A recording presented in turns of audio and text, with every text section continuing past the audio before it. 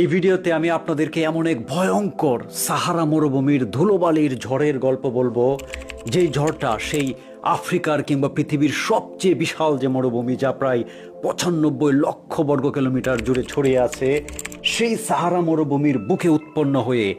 ৮,০০০ kilometre রাস্তা Atlantic মহাসাগরের উপর দিয়ে পাড়ি দিয়ে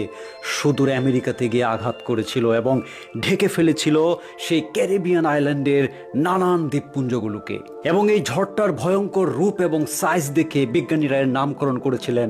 গডজিলা, অর্থাৎ সেই যে সিনেমাতে দেখা, কার্টুনে দেখা বিশাল এক দানব যেটা সমুদ্র থেকে উঠে এসে গোটা শহরকে তছনছ করে দেয়। এই ঝড়টাও ছিল ততটা ভয়ঙ্কর, যেটা ৮,০০০ কিলোমিটার রাস্তা সমুদ্রের উপর দিয়ে উড়ে গিয়ে সুদূর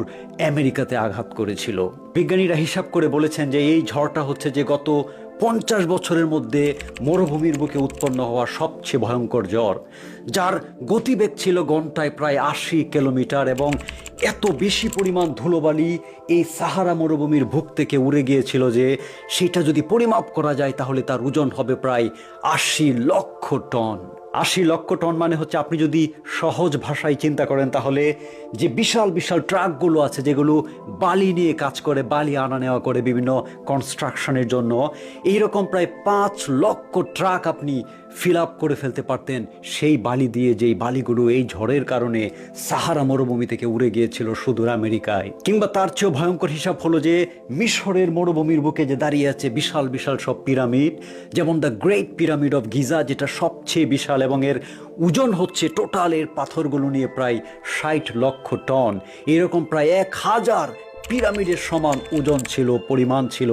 সেই ধুলোবালির, যেটা উড়ে গিয়েছিল এই ঝড়ে। এই ঝড়টা সবচেয়ে বেশি আঘাত এনেছিল মার্কিন যুক্তরাষ্ট্রের টেক্সাস অঙ্গরাজ্যের বেশ কিছু অঞ্চলে, এবং ওখানকার যে গালফ কোস্ট আছে সেই গোটা কোস্ট এরিয়াটা ঘিরে ফেলেছিল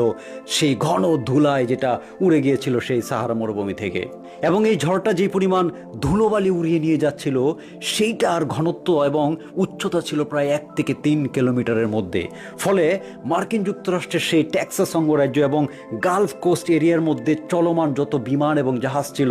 সেগুলোকে সতর্কবাণীর ভিতরে নিয়ে আসা হয়, এবং অনেক বিমান এবং জাহাজ চলতে গিয়ে নানা রকম সমস্যার সম্মুখীন হয় সেই ধুলোর ঝড়ের কবলে পড়ে। বিজ্ঞানীরা বলছেন যে এই ঝড়গুলো শুধুমাত্রই বিশাল মরুভূমিতে নয়, নানা মরুভূমিতে পৃথিবীতে, যেমন মঙ্গোলিয়ার গোবি মরুভূমি, দক্ষিণ আমেরিকার মরুভূমি, কিংবা গোটা উত্তর আমেরিকার যে বিভিন্ন মরুভূমি অঞ্চলগুলো, কিংবা আফ্রিকার আরও যে অন্যান্য অঞ্চল, কিংবা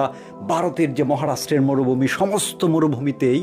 বিশেষ করে গ্রীষ্মকালে যখন বাতাস অতিরিক্ত শুষ্ক হয়ে যায়, তখন সেই শুষ্ক